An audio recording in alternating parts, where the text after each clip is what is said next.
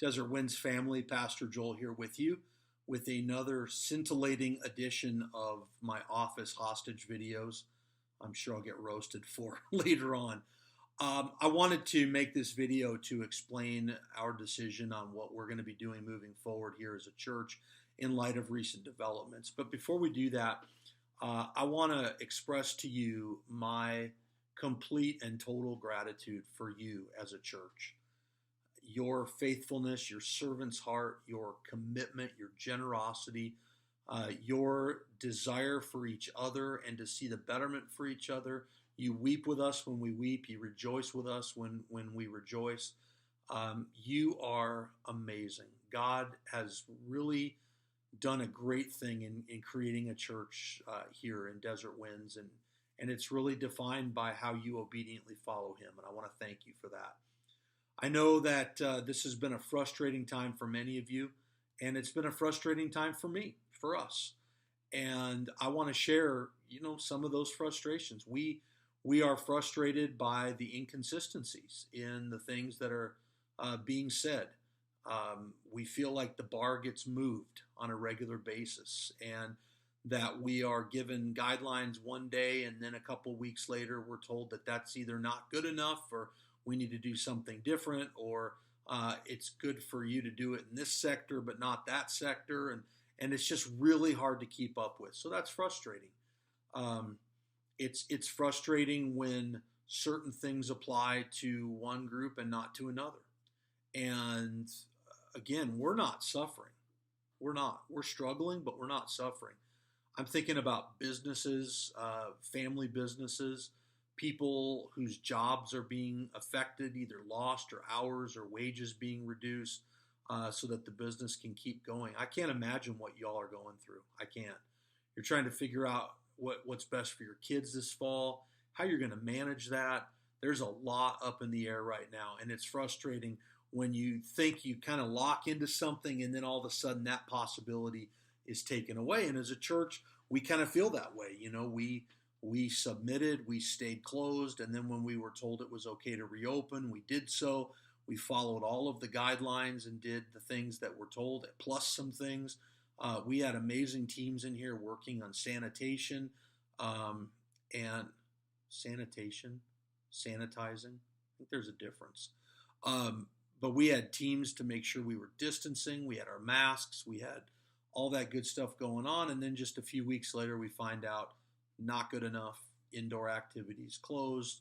Don't do them. It's just really, really tough to keep up with all of the things. And I think above all of that, there's just a real sense of powerlessness that a lot of us feel, that there's just a lot being decided that is really impacting us in a major way, and we don't really know what role we play in those decisions. And so that's often the political realm, and you can handle that just as I will, as God leads us to.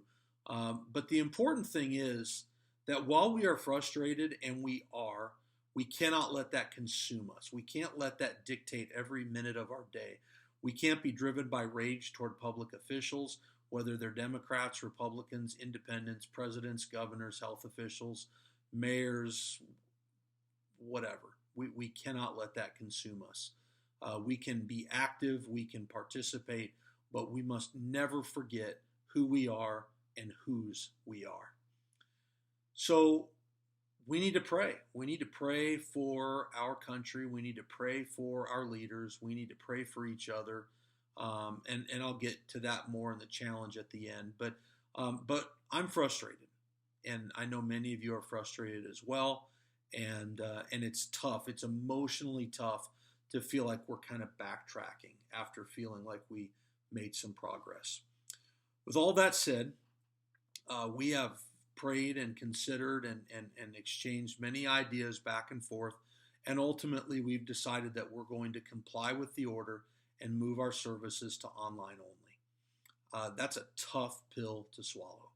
It's a tough pill to swallow, not because the online thing is not good, because it is, and our tech team makes it great every week and all that, but because there are some of you who really, really suffer when you can't gather here at the church, and I think many, many more will as time goes along, and that's tough. because it's just really difficult, and we're looking for ways to work through that. We're processing some concepts and ideas, but for now, we're going to be online only. And it's a complicated decision. It's not about what we feel, and it's not about what it's not about what I want. It's about what's right, and it's about what's best for our church, and most of all, what's best for the glory of God. And there are churches that will arrive at different decisions in that, and some of you feel differently, and you may be very disappointed in us because of that decision, and I can accept that. I know that's tough, but I can accept that. It's a complicated decision with many factors that enter into it, and so that's just kind of where we are with that. We will be online only immediately. So this Sunday, we will have no people in the worship center except those who are participating in the worship service. We'll be on at 9 o'clock on our website, dwccav.org, and facebook.com/desertwinds. So there's that, but there's also a little bit of a difference from the first time. The first time we submitted to it. In other words, we were essentially saying, yes, we will do this. We trust you. We'll wait for the go-ahead to come back. This time around, we are taking a posture of compliance. So this is not blind obedience or any of that stuff. This is, we are complying with our eyes and our ears wide open. And we will continue to seek God and continue to listen to him and for him to lead us. And if he leads us to a different conclusion, we'll communicate that and go from there. But for now, we will be online only, praying and hoping that we can return as quickly as possible with as few limitations as allowed. So to speak to that powerlessness, what I want to close with is I want to give you a challenge and myself a challenge. What can we do? What can we do? We can't make the rules. We can't make the state the way we want it to be, but man, we can pray. We can pray. And I think one of the things that I'm just praying in my own heart is, God, keep showing me that you're Lord. And I know that sounds like a weird prayer, but whenever I tell you God is in control, a lot of times I'm saying that for me just as much as I am for you. God is still in control. Lord, grow my trust in that truth, that you're still in control. Because if we really believe that, we will act and live differently than if we don't really believe that.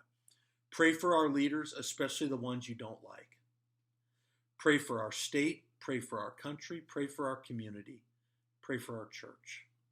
Pray for our church that we would be more effective than ever than reaching people and helping them become disciples. Pray for yourself. Pray for opportunities. Pray for those who struggle and suffer. Pray for those who are isolated and depressed. Pray for those who are angry. Pray for those who are afraid. Pray for our police. Pray for our communities. Pray for whatever God puts on your heart. Pray, pray, pray. Invite people to church. Invite people to watch us online. Invite them to your backyard. Set up a stream in your backyard. Space yourself out and worship with them in your backyard. Maybe some of you have extended families. You've been hanging out together anyway. You're already cross-contaminated. Have them over at the house and do church together so that you have more of that corporate thing that makes church a powerful experience. VBS, share the invitation. We're going to post our ad here in the next day or two and start promoting it. Share it like it is going out of style. Share it, share it, share it. Let's get as many kids and families connected to this as possible. Pray for us and share the Sunday morning stream. A couple weeks ago, we had a gentleman who does not live in the Antelope Valley watching our feed, and God moved in his heart. I had a chance to pray with him, and he is all in for Jesus. That's all online, and he's going to be a part of our men's study coming up in August. So there are great things that are happening. Serve. Whenever you're struggling, serve. Because the best way to battle internal frustration is to live an externally focused life. I want to close with this. We do not know what tomorrow holds. I don't really know what's happening for the rest of today. There could be another press conference, whatever.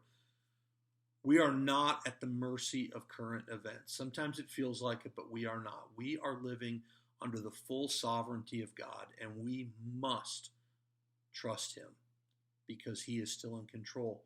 And we must believe that that mission He called this church to back in 1991 is the mission He's called us to today. That we will reach unreached people in the world and unchurched people in the Antelope Valley and help them to become fully devoted followers of Jesus Christ. Would you join me and join us in that endeavor moving forward? Because believe it, our best days are yet ahead of us, and God is at work at Desert Winds. God bless you. We will see you online at 9 o'clock on Sunday.